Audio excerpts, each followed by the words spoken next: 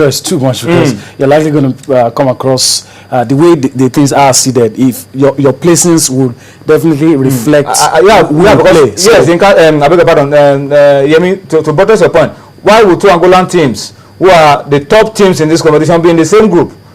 You understand what I'm saying? I thought they were going to be seeded in different groups because these are the best teams on the continent. The two Ivorian teams, Primero de Agosto, Recreativo Libolo. Well, but I've seen upsets happen. So, like the first one for Pillars, winning their first game, it can be 7-time champions. Like they say, if you're still in it, you still have a chance. Once you've done been knocked out totally. But qualifying as fourth, you're going to meet somebody stronger. How you're now able to hold your nerve and get the result when it matters most is what's we hope that kind of Pillars will be able to do. But in a group where you have the two top Ivorian teams, making that two Angolan teams, I beg your pardon, making it out of that group is an advantage for Pillars. Yes, I don't see the other group being as competitive and as difficult as the group that Pillars came from. When I saw the result in the game against Primero Agosto, I said, how did it happen? This result was it? The game ended, but it was a shocking one. Playing against the 7-time champion, winner of this tournament, and a team that looks a bit dominant over the years. For Kano Pillars, it's one of the biggest upsets, and it's a big achievement for Pillars. That gives you an advantage. When you beat the big teams, it means the smaller teams you can shake them aside. Like the way they took out Munani of Burundi. Of course, even though they had an advantage against them, Al-Ali Behazi played points and they lost by 5 points. So I think they just need to be a bit consistent. You are playing against Malabo Kings, it's like winner take all situation. You have to win that game. All right, we wish Kano Pillars the best of luck. We'll keep our eyes on that game, and tomorrow you can be sure we will give you a lowdown on all that is going on at the African Basketball Champions Cup.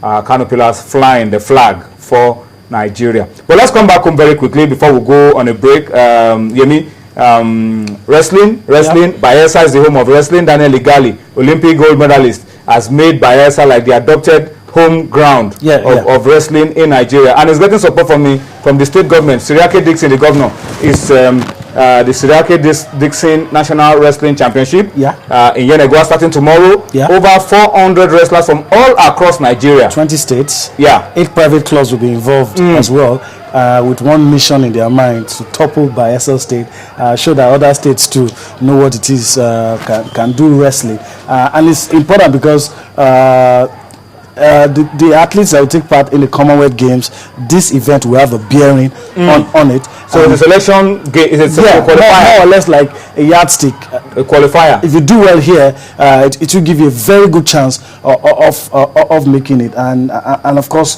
there's going to be the freestyle event. That's what Thursday and Friday. But the Greco-Roman event, that's for Wednesday, and the athletes are already there as we speak, and we hope to see a top-notch because we have sports minister is going to be there to cheer them on. Sani Danusa as well, he's going to be there as well, so it's going to be interesting. But for me, I just hope that we are able to maintain the quality. We're able to maintain the quality, the athletes we see get events. Wrestling, there's a lot that is going on in wrestling, and I'm happy, but I hope that we're able to sustain the momentum, keep everything together, and by the time we get to the Commonwealth Games, select the best athletes, make sure they're in good tip-top shape, do well there, then we can begin to look forward to Rio. And of course, starting before we look up to Rio, we look at the Commonwealth Games as well, and see what impact will make at the Commonwealth Games. That will give us this one will take them to the Commonwealth Games. Do well there, then we have an idea of how well we could be performing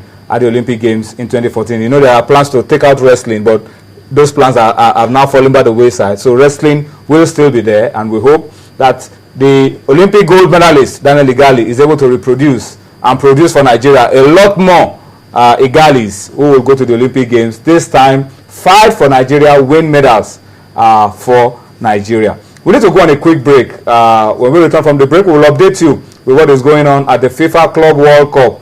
Bayern, in a minute, have produced 2 goals. 2 goals in 2 minutes. They are up by 2-0. We'll talk about it.